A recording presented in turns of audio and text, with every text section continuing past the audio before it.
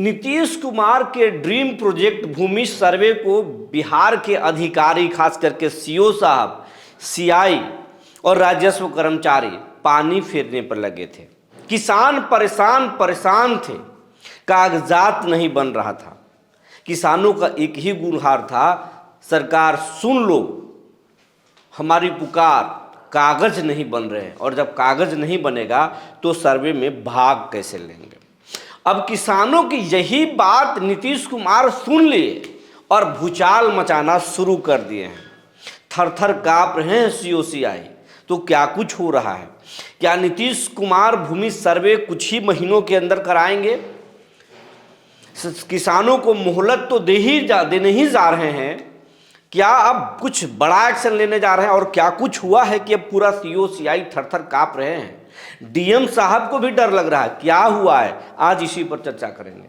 जी नमस्कार, मैं हूं विपुल कुमार और आप देख रहे हैं सूर्य विहार डिजिटल न्यूज। अब हम बिहार के तमाम रैयतों, किसानों और किसान के परिवारों से, बिहार वासियों से अपील करना चाहते हैं। ये चैनल आपका चैनल है।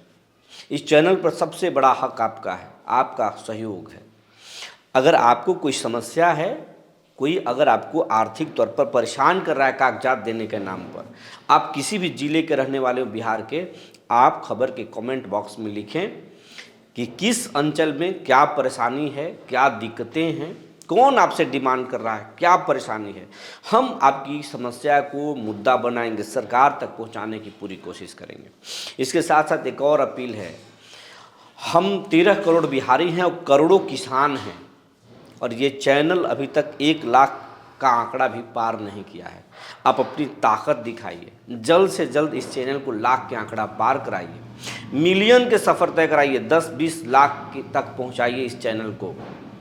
ताकत दिखाइए, और ये ताकत देखने पर सरकार पर भी असर होगा और समाज पर भी इसका असर होगा, और आपके सहयोग से इस चैनल को भी बड़ा होने में मदद मिलेगा। तो जल्द से जल्द यूट्यूब पर सूर्य विहार चैनल को सब्सक्राइब कर लीजिए, बेल आइकन को दबा लीजिए। अगर आप हमें फेसबुक पर देखते हैं तो पेज को फॉलो करना ना भूलें। अब आपको खबर हम विस्तार से बताने जा रहे हैं। 20 अगस्त 2024 से बिहार में भूमि सर्वे का काम शुरू है। गांव गांव में चौपाल लगा, प्रचार प्रसार किए गए, गांव गांव में अमीन गए, कानून गो गए, शिविर प्रभारी। बिहार के हर एक अंचल में, हर एक प्रखंड में शिविर बनाया गया है, जहां किसान आए और अपने प्रपत्र, वंशावली सब कुछ जमा करें और सर्वे में भाग ले लें।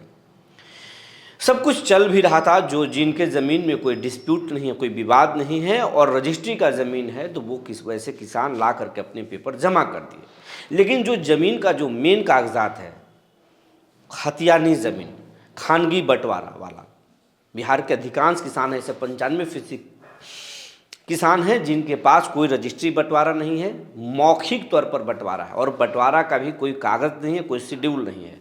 और जो प्रपत्र कह रहा है उसके अनुसार उनको शेड्यूल भी देना है, वंशावली भी देना है, सब कुछ देना है। अब ये कागजात हैं नहीं, और कागजात में भी जो किसानों के पास जो भी है उसमें भी नाम में गड़बड़ी है, तो खाता में गड़बड़ी है, तो प्लॉट में गड़बड़ी है, कुछ ना कुछ गड़बड़ी है। तो इन तमाम चीज़ों को ठीक करने के लिए परिमार्जन प्लस एक ऐप है, सरकार का पोर्टल है, जिस पर लोग आवेदन करते हैं, ऑनलाइन शिकायत करते हैं और फिर कुछ दस्तावेज देते हैं, उसके बाद उसको ठीक कर दिया जाता है। लेकिन ये महीनों से लटका हुआ है।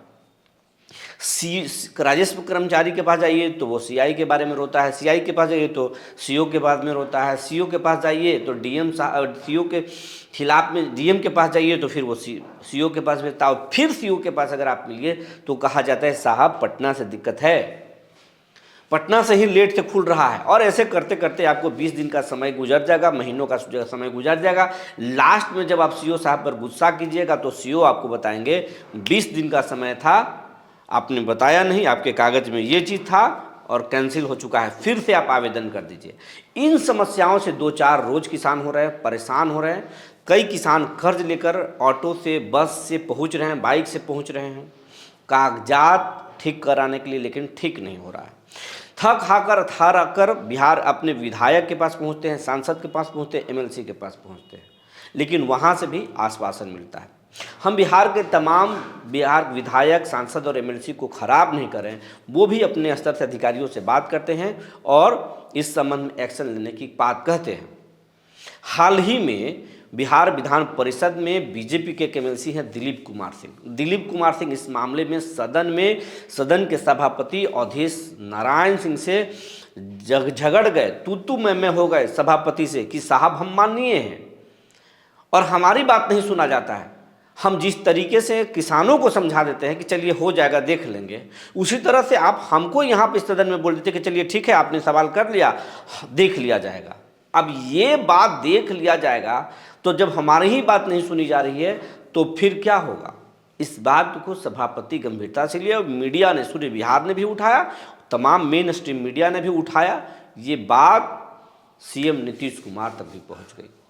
सदन से भी इस मामले की जांच के लिए कहा गया और जब सीएम को जानकारी हुई, सीएम के पास रहने वाले लोगों को जानकारी हुई, तो फिर बिहार के मुख्य सचिव को पता हुई, तो इस मामले में फौरन एक्शन हुआ। फौरन एक्शन ये हुआ कि पूरे बिहार भर के, खास करके मगध के तो जरूर, बिहार के औरंगाबाद जिले के तो जरूर, सभी अंचलों के जांच किए गए, आदेश दिए गए हैं। वैसे सभी बिहार के सभी अंचलों में जांच किया गया है और वैसे अंचलों में जहां परिमार्जन प्लस के काम लटके पड़े हैं, किसानों के आवेदन सिर्फ रद्द पर रद्द किए जा रहे हैं, आश्वासन पर आश्वासन दिए जा रहे हैं। ऐसा क्यों हो रहा है? क्या कोई राजस्व कर्मचारी खेल कर रहा है? दलालों का पूरा जमावड़ा लगा हुआ है, पूरा सिंडिकेट काम कर रहा है, या सीओ साहब सोए हुए हैं, या मुख्यालय से कोई गड़बड़ी है? वजह क्या है? इसको लेकर जांच कराया जा रहा है। और आपको जानकारी के लिए मैं बताऊं, कल बिहार के औरंगाबाद से सूचना है कि औरंगाबाद सदर ब्लॉक, जहां से बीजेपी के एमएलसी आते हैं, औरंगाबाद जिले से दिलीप कुमार सिंह, जिन्होंने सदन में आवाज़ उठाया था, उनके वहाँ के औरंगाबाद सदर ब्लॉक में उनकी पत्नी प्रमुख भी हैं। उसी औरंगाबाद में कल मगध आयुक्त जो हैं, मगध के जो कमिश्नर हैं और औरंगाबाद के जो डीएम हैं श्रीकांत शास्त्री, उनके द्वारा जांच किया गया। दोपहर में जांच की गई, अंचल में घंटों तक जांच चली, दाऊदनगर में जांच किया गया, रफीगंज ब्लॉक में जांच किया गया और कुछ ब्लॉक में जांच करने की जानकारी है। मगध के कई अंचलों में जांच करने की तैयारी है और इंटरनल जांच किया शुरू हो चुका है। बिहार के अलग अलग अंचलों में जांच शुरू हो चुका है, जहां पर अंचल के काम लंबित है। और नीतीश कुमार के करीबी लोग ये बोल चुके हैं कि अब जो अधिकारी भूमि सर्वे के पानी फेर रहे हैं, जो खुद लटका रहे हैं, वैसे अधिकारियों को छोड़ना नहीं है। लगातार अब इस मामले की मॉनिटरिंग की जाएगी कि जो किसानों को दौड़ा रहे हैं, अंचल में दखल खारिज के काम लटकाए जा रहे हैं, किसानों को डराया जा रहा है, धमकाया जा रहा है, रैकेट पैसों की वसूली करे, वैसे सभी लोगों पर निगरानी को भी आदेश दिया गया कि वैसे सभी दलालों को गिरफ्तार किया जाए, उनको रेड किया जाए। वैसे सीआई और सीओ पर भी नज़र रखा जाए। तो निगरानी को भी एक्टिव किया गया है, डीएम को भी एक्टिव किया गया है और एसपी से भी इसमें गुहार लगाएगा कि अपने स्तर से भी देखिए इस मामले में।